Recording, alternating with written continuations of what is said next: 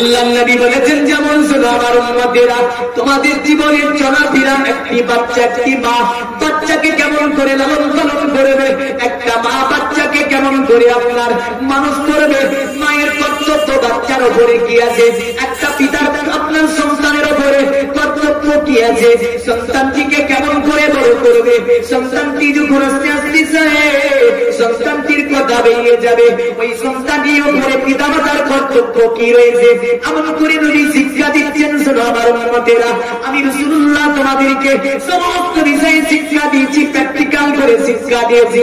নবী বলেন ওই বাচ্চাটা যখন বড় হয়ে যাবে 7 বছর যখন হয়ে যাবে বাচ্চাটাকে পিতা কি শিক্ষা দেবে, মা কি শিক্ষা দেবে, বাচ্চাটা যখন 10 বছর হয়ে যাবে পিতার কর্তব্য কি হবে বাচ্চাটার উপরে, এমন করে যখন 12 বছর হয়ে যাবে পিতা বাচ্চাটার সঙ্গে কেমন ভাবে আচরণ কেমন কথা বলবে, পিতার আপনার ওই সন্তানের বয়স যখন 18 হয়ে যাবে যুবক হয়ে গেল ওই সন্তানের উপরে পিতামাতার কর্তব্য কি আছে, অতঃপর ওই সন্তানটি যখন বড় হয়ে গেল তখন আপনার ওই সন্তানের উপরে কর্তব্য অতদিন আপনার যতদিন ওই সন্তানটা নিজে বয়স আপনার ব্রেন বুদ্ধি সম্পন্ন না হলো অতদিন পর্যন্ত একটা বাচ্চার দায়িত্ব আল্লাহ পাক আমার নবী দ্বারা শিক্ষা দিয়েছেন পিতা মাতাকে করিয়ে দিতে হবে, বলুন সুবহানাল্লাহ। কিন্তু আমাদের আপনার পরিবারের বাচ্চাদের যদি দেখা যায় একটা ছোট্ট ছেলে গানা বলতে পারে কলেমা পারে না, একটা ছোট্ট ছেলে আপনার কথা বাড়াইনি অথচ গানা বেরিয়েছে না বাড়াইনি বলছি আমাকে বলেছেন ইসলামের দরকারটা কি, মানব জীবনে ইসলামের প্রয়োজনীয়তাটা কি, এগুলো বাচ্চা লালন পালন করা এটাই তাকে শিখতে হবে না হবে না? বাচ্চা লালন পালন করতে শিখলো না বড় হয়ে বিয়ে হতে বাদ দিচ্ছে না, মনিরকে দিয়ে নিচ্ছে মনির তো আপনার জন্য তো পরে ভাত ওকে তো ভাত দেবে কি করে দেবে? রাসূলুল্লাহ যে শিক্ষা দিতে বলেছে শিক্ষা ভাত দেবে দেবে না। আর যদি তুমি যেভাবে বলে দিয়েছে ওইভাবে যদি আপনি সংস্কারী করে যেতে আমার নবী বলেছে তোমাকে ভাত দেবেন এমন তো, কিন্তু ওই শিক্ষাই তো নাই আমাদের আছে। পৃথিবীর মুমিন মুসলমান আমার নবী পাক আপনার সংসার জীবন প্রথম করছেন, বাচ্চা লালন পালন করছেন, বাচ্চার নাম ছিল হযরত আলী। সুবহানাল্লাহ। কার ছেলে? ছেলেটা কার? আবু তালিব, নিজের চাচা, নিজের চাচার ছেলে। তাহলে রাসূলের চাচা তো ভাই, মায়ের নাম কি? ফাতেমা বিনতে আসাদ। মানে হযরত আলীকে রাসূলুল্লাহ লালন পালন করেছে, নিয়েছিল বলে আরবে এমন একটা অভাবন যোগ ছিল ওই সময় যে আল্লাহ রাসূল সাল্লাল্লাহু আলাইহি ওয়াসাল্লামকে লালন পালন করে হালেমা 6 বছর লালন পালন করে হালে। নবী 6 বছর বয়সে আপনার যখন ফিরে আসলেন মা আমিনা 6 বছর বয়সে আল্লাহর কাছে সারা দেয়।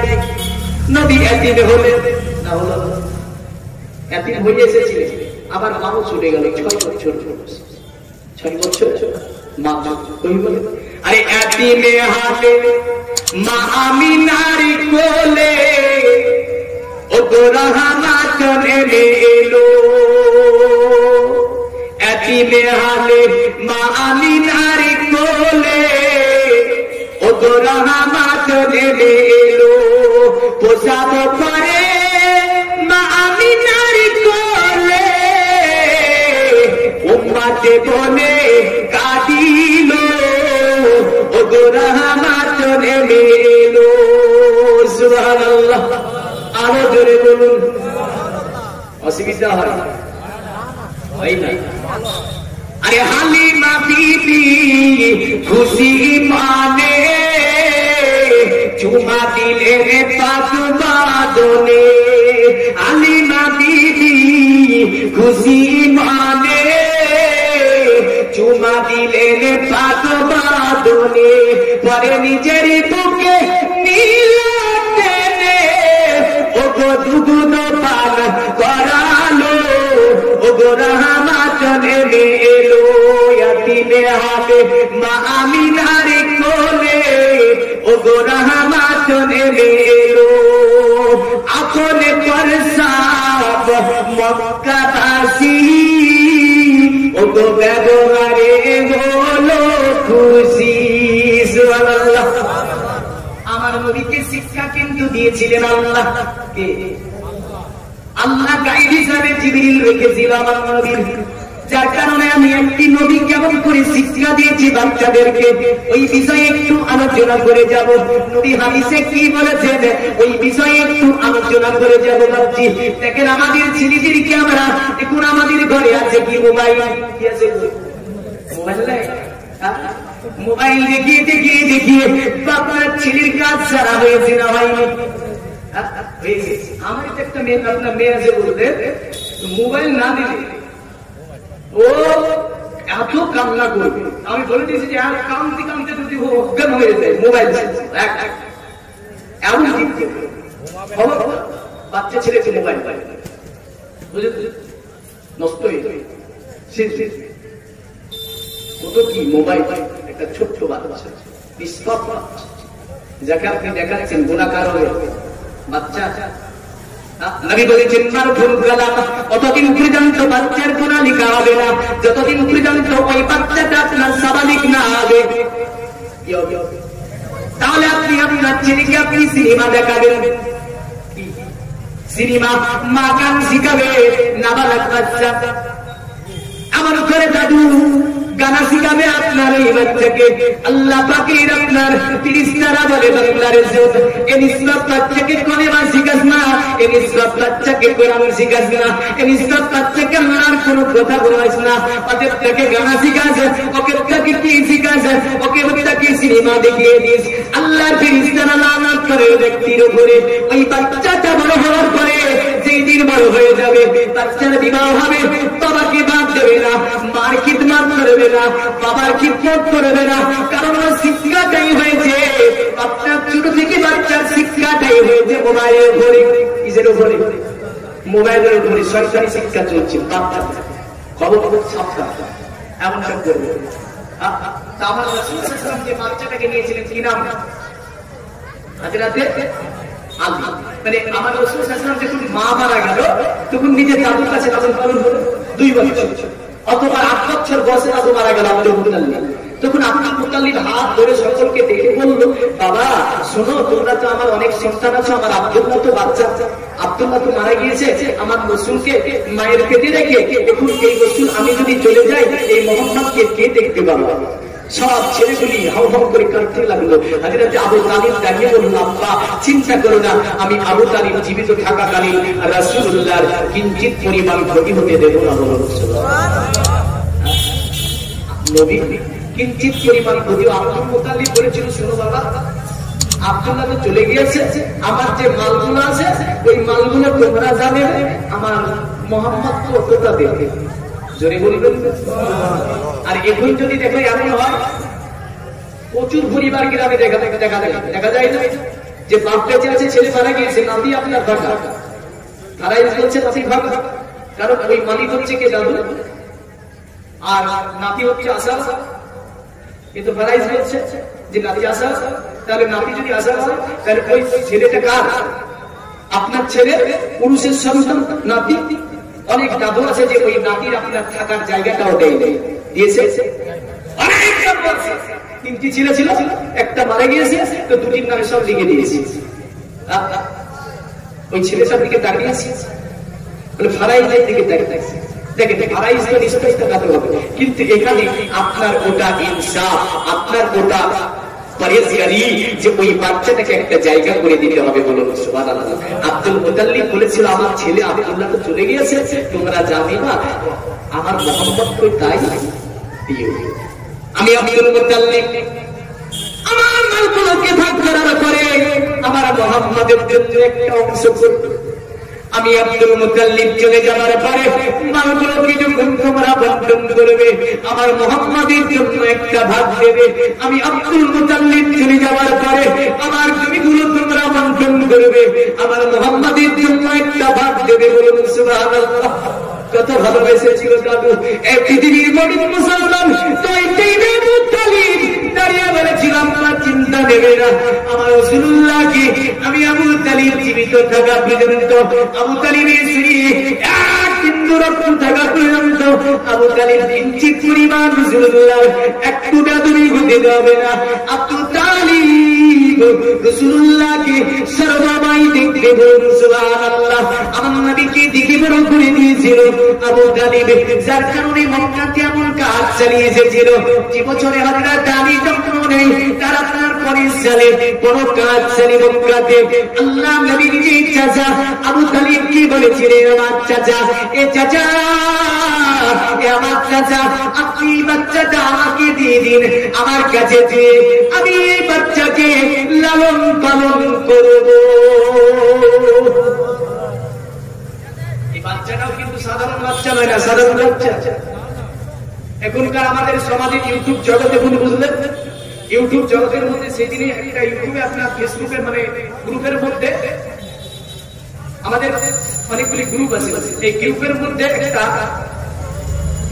মোটামুটি সাইজের দিক থেকে একটা আপনার চ্যালেঞ্জ ছুটছে একজন, যে হযরত আলী শরীফ আর আমিরে মাবিয়াকে দেখেন। আমিরে মাবিয়া সাহাবী, হযরত আলীও সাহাবী। আমিরে মাবিয়াকে গালি দেবেন না, কেউ যদি দিয়ে থাকেন তওবা করে দেবেন। তো বলছে সিফিনের যুদ্ধ, আরে সিফিনের যুদ্ধ তো শুধু আলী করে দিলেন, হযরত আমিরে মাবিয়া, হযরত উম্মুল মুমিনিন আয়েশার সাথে তো অংশ ছিল না, ছিল না? অংশ ছিল। খবরদার, কারণ তাদের এই বিষয়টা তারাই সংশোধন করবে। আচ্ছা, যদি একটা সাধারণ কথা বলি, দেখেন, যদি নরেন্দ্র মোদী, যিনি আমাদের ভারতবর্ষের প্রধানমন্ত্রী, তিনি যদি কিছু আপনার একটা দোষ করে বিচার আপনি করবেন, পারবেন করতে? কি করে করবেন আপনি? আমাদের মুখ্যমন্ত্রী যদি মমতা ব্যানার্জি কোনো একটা দোষ করে, তো আপনি আমি বিচার করবো নাকি আপনাকে এনে ছেড়ে দেবে যে বিচার করবো? আহলে বায়াত যদি কোনো দোষ ত্রুটি করে, আহলে বায়াত দিয়ে তার বিচার হবে, কিন্তু সাধারণ পৃথিবীর কোনো মানুষকে দেওয়া হবে না বলে আল্লাহ বলছেন। আহলে বায়াত যদি কোনো ত্রুটি করে, আহলে বায়াত দিয়ে তার সংশোধন হবে, কিন্তু অন্য পরিবার যেন আহলে বায়াতকে গালি না দেয়, আহলে বায়াত সম্পর্কে বেদবি না করে। সাহাবীরা যদি কোনো সাহাবীদের মধ্যে যদি ঝামেলা হয়, তাই বিতমাত করবে, এই বিষয়ে কোনো সাহাবীকে গালি দেওয়ার মতো ক্ষমতা আল্লাহ পৃথিবীর কোনো নবীকে প্রদান করেনি বলে সুবহানাল্লাহ। ওই বিচার যদি করে তাদের মধ্যে তারাই করবে, আর কি করবে? আল্লাহ। আপনাকে আমার অনুমতি দেওয়া হয়নি, কিন্তু আপনি আমি যদি গালি দিই একজনের পক্ষ নিয়ে, এটা কিন্তু ইসলাম বলে না, এটা ইসলাম বলে না। তো যাই হযরত আলী শরীফ আমার রাসূলুল্লাহর কাছে লালন পালন হন, কিন্তু এই বাচ্চাটা সাধারণ নয়, বাচ্চাটা জন্মগ্রহণ করেছে কোথায় জানেন? কাবার মধ্যে। বলে সুবহানাল্লাহ। কোথায়? কাবা। এই কাবার মধ্যে জন্মগ্রহণ করছে হযরত আলী। ফাতেমা বিনতে আসাদ কাবার চতুর্দিকে চক্কর দিচ্ছে, পেটে বাচ্চা ঘুরছে। জাহেলিয়াতের একটা যুগ ছিল, ঘুরছে বাচ্চা পেশাবের আপনার যন্ত্রণা। ফাতেমা বিনতে আসাদ মাবুদকে বলে, আল্লাহ, কাবার চতুর্দিকে মানুষের ভিড় বাচ্চা করো, কাবার চতুর্দিকে মানুষের ভিড়, কারণ বাৎসরিক মেলা কাবাতে আল্লাহ প্রচুর মানুষ আছে, ছেলে মেয়ের ভিড়ে বাচ্চা করো। মাবুদ গো, এখানে যদি তুমি আমার সম্মানের হানি করে দাও, আল্লাহ, আমি ফাতেমা বিনতে আসাদ অপমানিত হয়ে যাব, আমি তো লজ্জিত হয়ে যাব, কারণ আমি তোমার কাবা ঘরকে তওয়াফের জন্য আমার আল্লাহ আমি এখানে এসেছিলাম মাবুদ গো, কিন্তু আমার বাচ্চা পেশাবের যন্ত্রণা, আল্লাহ, আমার আল্লাহ, দয়া করে তুমি ইজ্জত আমার রক্ষা করো, তুমি আমার ইজ্জতকে বাঁচিয়ে দাও। সম্মানের মালিককে বলেন আল্লাহ, ইজ্জতের মালিককে আল্লাহ। আল্লাহ পাকের দরবারে যখন কোন বান্দা আপনার দোয়া করে, মাবুদের দরবারে যখন কোন ভক্ত অবস্থায় চোখের পানি ঝরিয়ে দোয়া করে দেয়, আল্লাহ আপনার এই দোয়াকে কবুল করে। আল্লাহ পাক দোয়া কবুল করলেন। আল্লাহ বলছে, কাবারে, এই কাবা আমি তোকে তৈরি করেছি, আদম নবী জামানাতে যুগে যুগে তোকে আমি আল্লাহ মানুষদের সংস্কার করিয়েছি। এই কাবা আমি আল্লাহ আল্লাহ কোন নবীকে তোর মধ্যে পাঠাইনি, আমি আল্লাহ কোন বুজুর্গ ব্যক্তি পাঠাইনি তোর মধ্যে, কিন্তু কাবার পাশে দাঁড়িয়ে এমন একজন মহিলা আমি আল্লাহ আমার কাছে প্রার্থনা করে, আমি আল্লাহ আমার কাছে প্রার্থনা করে, ওই মহিলার পেটে এমন একটা বাচ্চা আছে, এমন একটা বাচ্চা আছে যে আমার কাছে এমন ওয়াদা চেয়েছে আমি আল্লাহ, অতএব আমি আল্লাহ ওই বাচ্চার জন্য আমি আল্লাহ কাবার মধ্যে করাবো। সুবহানাল্লাহ। পৃথিবীতে ইতিহাস তৈরি আছে, আপনি আদম নবীর যুগ থেকে কাবার আপনি ইতিহাস করে দেখুন, কোন বাচ্চার জন্ম কাবার মধ্যে হয়নি, কিন্তু কাবার মধ্যে জন্ম নিচ্ছে হযরত ফাতেমা বিনতে আসাদের পুত্র আপনার, তিনি ঘুরতে ঘুরতে দোয়া করে দিলেন কাবাকে আল্লাহ বলে কাবা আমি আল্লাহ বলছি ওই মহিলাকে জায়গা করে দে, ওই মহিলার ইজ্জত বাঁচিয়ে দে। সঙ্গে সঙ্গে কাবার আপনার দরজা ফেটে গেল, আর ফাতেমা বিনতে আসাদ কাবার মধ্যে প্রবেশ করে গেল। আল্লাহ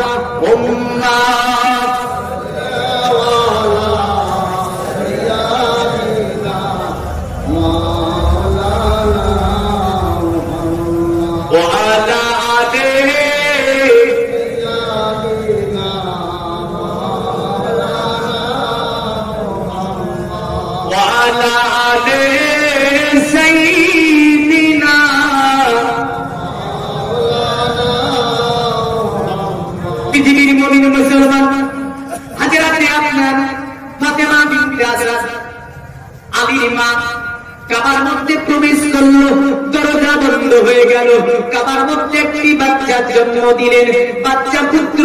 আগের জামানাতে পুত্র সন্তান হলে মা খুশি হতো, আপনার বাবা খুশি হতো, পাড়া প্রতিবেশী খুশি হয়ে যেত, আর আপনার কন্যা হলে মনটি বেজার হয়ে যেত। কি হতো? কোন প্রথা এটা? কোন জামানার প্রথা বলছি? জাহেলি, মানে রাসূল সাল্লাল্লাহু আলাইহি ওয়াসাল্লামের যখন ইসলাম প্রচার করছে না, আল্লাহর নবী সাল্লাল্লাহু আলাইহি ওয়াসাল্লাম নবুয়াতের কাজ শুরু করার পূর্বের কথা, মানে আলী জন্মগ্রহণ করছে কাবাতে, যখন 360টা বউ, কটা কাবাতে কটা ছিল?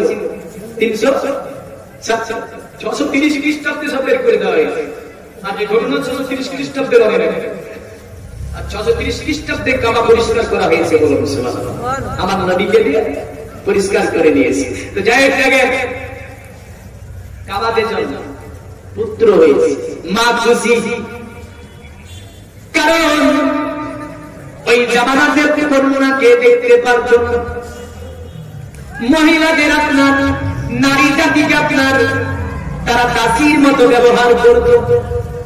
ইতিহাস করে দেখুন, কোন আপনার মনসী, কোন জাতি, কোন সমাজবিদ আপনার নারীদেরকে আপনার সম্মান দেয় না, কোন জাতি নারীদেরকে সম্মান দেয়নি। যত সম্প্রদায় আছে পৃথিবীতে, কোন সম্প্রদায় নারীদের সম্মান দেয়নি। নারীদের সম্মান দিচ্ছে আজ থেকে 1450 বছর আগে আপনার আমার নবী, তিন দুনিয়ার বাদশা হাবিবুল্লাহ জনাবে মুহাম্মদ রাসূলুল্লাহ সাল্লাল্লাহু আলাইহি ওয়াসাল্লাম নারী জাতিদের আপনার কত সম্মান দিয়ে দিচ্ছে। নবী আমার নবী বলছেন, শোনো, নারীদের কেমন করে ব্যবহার করবে না, দাসীরূপে এমন করে ব্যবহার করিও না। নারীদের সম্মান রয়েছে, নারীদের সম্মান রয়েছে। আমার নবী বললেন, শোনো, এই নারীদের পায়ে নিচে জান্নাত আছে। জোরে বলুন। কোন আপনার মনসী, কোন ধর্মের মনসীরা, কোন সমাজবিদেরা এই নারীদের সম্মান দেয়নি। যুগে যুগে এদের লাঞ্ছিত করে, বঞ্চিত করে, পদদলিত করে রেখেছে। আর এই নারী জাতির সম্মান করে দিল আমার রাসূলুল্লাহ। কে? আমার নবী। মা বলো, কত সম্মান করে দিল যে নবী বলেছে, শোনো, এদের পায়ে নিচে জান্নাত, কারণ ছেলের জান্নাত মায়ের কান্না তলে। সুবহানাল্লাহ বলেন। কারণ তোমরা যে নারী জাতিদেরকে দেখতে পারো না, চিন্তা ভুলে দাও, এমন করো না। আমার আল্লাহ বলে, শুনতাম না, আমি তোর পরিবারে খুশি হই যখন তোর ঘরে কন্যা যাই। জোরে বলে, যখন তোর ঘরে কন্যা যায়, আমি আল্লাহ তোর উপর বেশি খুশি হই। বলুন সুবহানাল্লাহ। আমার 2 কোটি নবমের জমজ, আমার জমজ 2 মেয়ে। আল্লাহ এত ভালোবেসেছে আমাকে, এত ভালোবেসেছে। আর অনেক কন্যা হলে বেজার হয় না, বেজার হয়, মিঠাই হয়, হয় না? ছেলে হলে আপনার মসজিদে দুহারি, ইমামকে 500 টাকা, ইমাম সাহেব করে দিন ভালো করে একটা পুত্র সন্তান হয়েছে। কন্যা হলে জানতে পারে না, পারে আরে আরে না, 5 টাকার চকলেট দিতে না। আমার আল্লাহ বলছে তোর ঘরে কন্যা পাঠাই আমি আল্লাহ, যখন আমি আল্লাহ তোর উপরে বেশি খুশি হই। সুবহানাল্লাহ বলুন। নবী আমার আপনার যেমন কন্যা বর্ণনা দিতেছিলেন, আরবে নারী জাতিদের দেখতে পারতো না। কোন নারী যদি আপনার কন্যা সন্তান হতো, ওই মার প্রতি অত্যাচার করা হতো, ওই মার কোল থেকে কন্যা কারিয়ে না হতো, ওই কন্যাকে জিন্দা পুঁতে দেওয়া হতো, মাকে আপনার অনেক অত্যাচার করা হতো, মাকে সমাজ থেকে বঞ্চিত করা হতো। কোন নারীর যদি প্রথম সন্তান আপনার কন্যা হতো, ওকে আপনার কি বলা হতো? ওকে কপাল পোড়া নারী বলা হতো। এমন করে পৃথিবীতে আপনার এমন চরিত্র রয়েছিল, যদি কোন পশুর আপনার প্রথম আপনার বাচ্চা, কোন উট বা কোন উটনি বা কোন আপনার ভেড়িয়া বা কোন কুম্বারও যদি প্রথম বাচ্চা আপনার মাথা হতো, ওই আপনার ওই উটটাকে, ওই আপনার মাদিটাকে, এমন করে ওই ভেড়িয়াটাকে আরবের মানুষ তাকে আপনার অলুক্ষণে বলে ভাবত। কারণ আপনার আরবে যে আপনার উটনি প্রথম বাচ্চা মাথা দিত, প্রথম বাচ্চা নর দিত, ওই নর বাচ্চাটাকে আরবের মানুষ গলায় একটা ঘন্টি বেরিয়ে দিত। বেরিয়ে যাবার পরে আপনার উৎসর্গ করতো, মানে বড় খুশি হয়েছে ওরা, যেহেতু বাড়িতে উটনি বাচ্চা দিয়েছে নর বাচ্চা, ওই নর বাচ্চাটা মানুষের নামে উৎসর্গ করে দে, কারণ এর ভাগ্যটা খুব ভালো। এগুলো আপনার ইতিহাস বুঝলেন? মানে কতই দেখেন চাইলেতা যে ওরা শুধু মহিলা বলে নয়, একটা পশুরও যদি মাদা বাচ্চা হতো, ওই পশুটারও দেখতে পারতাম। কি সময় ছিল, কতটা সংস্কার করেছিল, করেছে না করেনি? সংস্কার করেনি, কিন্তু ঘুরে এমন প্রথা আমাদের এতে আসেছে না, আসেনি? মোটামুটি বিরাজ করছে। কারণ শেষ দুনিয়া শেষ হওয়ার আগে ওই প্রথাগুলি আসবে, মানে জাহেলি কিছু কথা আমাদের মধ্যে বিরাজ করবে। আর ইসলামের নাম মাত্র কিছুই থাকবে না, ইসলামের নামটাই থাকবে ইসলাম ধর্ম। বাদ বাকি কর্মের দিকে যদি দেখা যায় তো কিছুই খুঁজে পাওয়া যায়। নবীর একটা হাদিস এইরকম রয়েছে, নবী আমার বলছে শোনো সাহাবী, অতএব কন্যাকে সম্মান আল্লাহ কত দিয়েছে, তোমরা তাদেরকে খুঁজে দিয়েছো। ওই মা যে মা পৃথিবীতে প্রথম বাচ্চা জন্ম দিয়েছে, ওই মার প্রতি অত্যাচার করেছো, ওই নারীর প্রতি জুলুম করা হয়েছে। নবী বলেন শোনো, যার বাড়ি একটা কন্যা আছে আল্লাহ তাকে একটা জান্নাত, সুবহানাল্লাহ বলেন। আর একজন সাহাবী দাঁড়িয়ে বলে ইয়া রাসূলুল্লাহ, ইয়া হাবিবাল্লাহ, আল্লাহ নবী আমার যে দুটি কন্যা, নবী বললেন আল্লাহ পাক তোমাকে দুটি জান্নাত দেবে। আরেকজন সাহাবী দাঁড়িয়ে বলে ইয়া রাসূলুল্লাহ, ইয়া হাবিবাল্লাহ, আল্লাহ নবী আমার যে 3টি কন্যা, নবী বলছেন তোমাকে 3টি আল্লাহ জান্নাত দেবে। আরেকজন দাঁড়িয়ে বলেছিল ইয়া রাসূলুল্লাহ, ইয়া হাবিবাল্লাহ, আল্লাহ নবী আমার যে 4টি কন্যা, নবী বললেন 4টি জান্নাত দেবে। এমন করে কন্যাটি 7টি কন্যা প্রদান করেছে। নবী বলেছেন তোমাকে আল্লাহ জান্নাতে 7টি মহল দেবে। বলুন সুবহানাল্লাহ। এখন কেমন করে মহল দেবে? আপনি কন্যা আপনার লালন পালন জানতে হবে। পৃথিবীর জানিয়ে নবী বলেছেন একজন পিতা যখন একটা কন্যাকে ইসলামের অঙ্গিনায় ফেলিয়ে ওকে লালন পালন করে তুলে, অতঃপর ওই কন্যাটি যখন আপনার যুবতী হয়, তখন তার একটা ভালো পাত্র দেখে বিবাহ দিয়ে দেয়। আল্লাহ পাক ওই বাপের ওপরে, ওই মায়ের ওপরে এত খুশি হয়ে যায়, এত খুশি হয়ে যায়, আমার আল্লাহ ওর জন্য জান্নাতে বড় একটা মহল তৈরি করে দেয়। কিন্তু এখন তো আপনার বড় বড় মোবাইল বাপেরা নিয়ে দিয়েছি, স্ক্রিন টাইম কি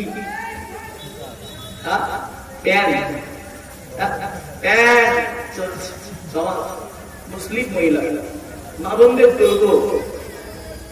দেখেন, এগুলো ইসলাম, আপনাদের সম্মান আছে, খবরদার। ইসলামের যে পোশাক দিয়েছে, আপনাদের যে পোশাক আছে ওটা বলুন, খবরদার ছেলেদের পোশাক নেবেন না। বড় খাতারনাক আপনার কড়া মশলা এটা। রাসূলুল্লাহ বলেছে কোন পুরুষ যদি নারীর পোশাক পরে বিলকুল হারাম, এমন কোন নারী যদি পুরুষের পোশাক পরে ওটাও বিলকুল হারাম। বলুন সুবহানাল্লাহ। যে পোশাক কারিয়ে নেই, পুরুষের পোশাক মেয়েরা কারিয়ে নেই, আর মেয়েদের পোশাক ছেলেরা কারিয়ে, বড় হারাম। খবরদার মা বোনদের বলবো, ছেলেদের পোশাক পরবে না, ছেলেদের পোশাক পরবে না। তোমাদের আল্লাহ সম্মান দিয়েছে, আমার রাসূল সম্মান দিয়েছে, কত মর্যাদা। নবী পাক বুঝাচ্ছে কেমন করে জানেন, এমন প্রথা যদি করতে রেখা হতো, চন্দন আবার করি ফুটে রাখা হতে। তো নবী বুঝাতে বুঝাতে বুঝাতে বুঝাতে জাতিকে কত বুঝাচ্ছে দেখে, যে নবী বলছে তোমাদের শাস্তি করে আল্লাহ জান্নাত দেবে। সুবহানাল্লাহ। তো নবী কথা মিথ্যা না, মিথ্যা নয়। কোন জাতি মানবকে আপনার সম্মান দেয়, কোন সম্প্রদায় সম্মান দেয়, কোন জ্যোতিষ সম্মান দেয়, কোন সমাজবিদ সম্মান দেয়। সম্মান যদি দিয়েছে পৃথিবীর নারীকে, সে মুসলিম হোক, সে খ্রিস্টান হোক, সে বৌদ্ধ হোক, সে আপনার তার গুরুজি হোক, পৃথিবীতে যে সম্প্রদায়ের হোক না কেন, সমস্ত নারীকে সম্মান দিচ্ছে আমার রাসূল। সুবহানাল্লাহ। যার কারণে দলে দলে দলে দলে রাসূলের কাছে এসে গিয়েছিল সব জাতির মানুষ, সব জাতির মানুষ এসে আমার নবীর কাছে কলেমা পড়ে দিয়েছে। তো পুত্র সন্তান হয়েছে, খুশি হবে ফাতেমা বিনতে আসাদ। কিন্তু আপনার মন খারাপ, ফাতেমা বিনতে আসাদ আপনার নিজের ছেলেকে দেখে, নিজের ছেলের দেখাই না, কথা বলে না, নিজের ছেলের মুখটা বন্ধ, চোখ লাগানো বন্ধ। ফাতেমা বিনতে আসাদ আপনার নিজের ছেলেকে আপনার উঠাই দুগ্ধ পান করানোর চেষ্টা করে। আলীর আপনার মুখ বন্ধ আছে, আলীর চোখ বন্ধ আছে। আপনার মনে মনে ভাবছে, আল্লাহ পৃথিবীতে তুমি আমার সম্মান বাজারে, পৃথিবীতে তুমি আমার কাবার মধ্যে একটা পুত্র সন্তান দিলে আল্লাহ, আমি ফাতেমা বিনতে আসাদ বড় খুশি হয়েছি গো মাওলা। কিন্তু আমার সন্তান যে অন্ধ, আমার সন্তান যে অসুখগ্রস্ত হয়ে জন্ম নিয়েছে, আমার সন্তান দুগ্ধ পান করে না, আমার সন্তান যেন তাকিয়ে দেখে না। মাবুদ গো, আমার মাবুদ, তুমি পৃথিবীতে একটা পুত্র দিলে, তবু অসুখগ্রস্ত কেন বাচ্চা দিলে আল্লাহ? আল্লাহ পাক তিনি আপনার ওয়াদা করেছিলেন যে মোতাবিক ভাবে আমি সেই মোতাবিক ভাবে আপনার বাচ্চাকে আল্লাহ পাঠিয়েছে। বলুন সুবহানাল্লাহ। আলী আপনার খাই না, পান করে না। ফাতেমা বিনতে আসাদের মনটি খারাপ হয়ে গেল, মেলা আপনার তার দিন ভেঙে গেল। আল্লাহ পাকের আপনার অলি হযরতে আলীর মা আপনার কাবা থেকে তিনি বেরিয়ে আসলেন, মনটি বড় খারাপ খারাপ করে তিনি বাড়ি থেকে গুটি গুটি গুটি গুটি পায়ে বেরিয়ে আসলেন। আমার রাসূলুল্লাহ গুটি গুটি পায়ে যাবার ঘরে চাচিকে ডাক দিচ্ছে, চাচি, এবার চাচি, আপনার সন্তানের খবরটা কি? ফাতেমা বিনতে আসাদ বলেছিল, ভাতিজা, এ ভাতিজা মুহাম্মদ রাসূলুল্লাহ, আমার সন্তানের অবস্থা অতটা ভালো নাই। আল্লাহ পাক পৃথিবীতে একটি পুত্র সন্তান দিয়েছে, তবুও তো বন্ধ। আল্লাহ একটি পুত্র সন্তান দিয়েছে, তবুও তো আমার সন্তান যেন কোনো কিছুই কাম করতে পারে না। আমার নবী পাক মুচকি হাসলে, বলুন নবী কি করলো? মুচকি হাসলো। নবী জানছে যে কে এসেছে। বলুন সুবহানাল্লাহ। জানিয়েছে কে? আল্লাহর দোস্ত। জানাবে কে? আল্লাহ জানাবে, আল্লাহ। আমাদের মধ্যে এত আপনার উল্টো পাল্টা করে সমাজের রক্তকে শেষ করে ফেলবেন, সমাধান দিয়ে দিয়েছে, বুঝলেন? জিজ্ঞাসা করে নেবেন পৃথিবীতে যত মৌলবী হবে। এই যে অদৃশ্য বিষয়টা একটু মনোযোগে শুনছেন। অদৃশ্য এই নিয়ে আমাদের সমাজে ঝামেলা করছে অনেক জায়গায়। গুলামি, ইসলামকে নিয়ে গুলামি করলে ঝামেলা হবে, ইসলামের রক্ত নষ্ট হবে। গুলামি চলে ইসলামকে নিয়ে, খবরদার যুবদের সকলের গুলামি।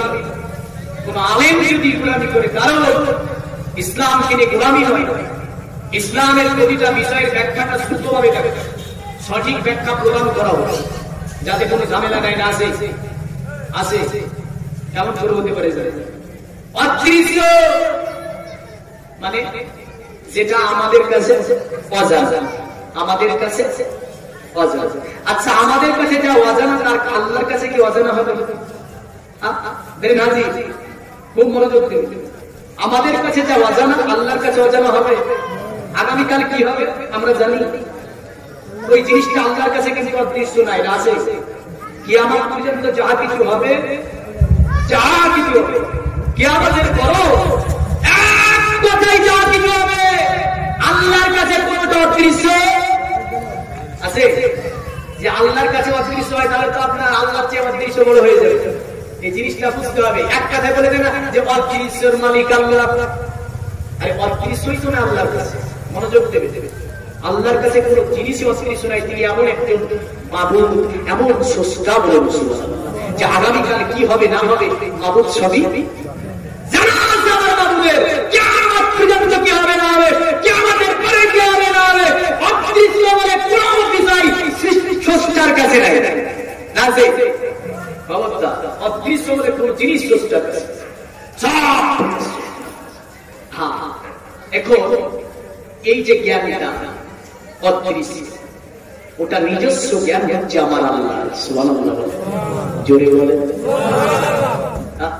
আলিমুল গায়বি ওয়াশ শাহাদা, আল্লাহ বলছে মানে অদৃশ্যের জাতি, নিজস্ব অদৃশ্যের মালিক আমার আল্লাহ বলে বলছে। আরেকটা অদৃশ্যের কসম হচ্ছে অদৃশ্যের সিফাত। অদৃশ্যের সিফাত ওটা হচ্ছে রাসূলুল্লাহ, মানে সিফাতি বলতে আল্লাহ রাসূলকে জানিয়ে দেয়, আল্লাহ রাসূলকে জানিয়ে দেয়।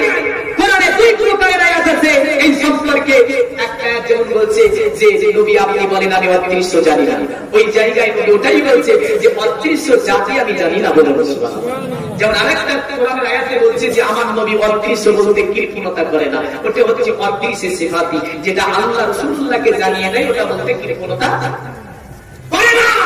অদৃশ্য জাতির মালিক আল্লাহ, অদৃশ্য সিফাতি হচ্ছে আমার রাসূলুল্লাহ। সুবহানাল্লাহ বলেন, জোরে বলেন। ঝামেলা আছে? কোনো ঝামেলা না। এখন দুই চরবি যদি এসে আপনার দয়া করে মোটা মোটা মশলা মেরে দেয়, অতীত ইসলামের ওকে তো নষ্ট হয়ে গেছে।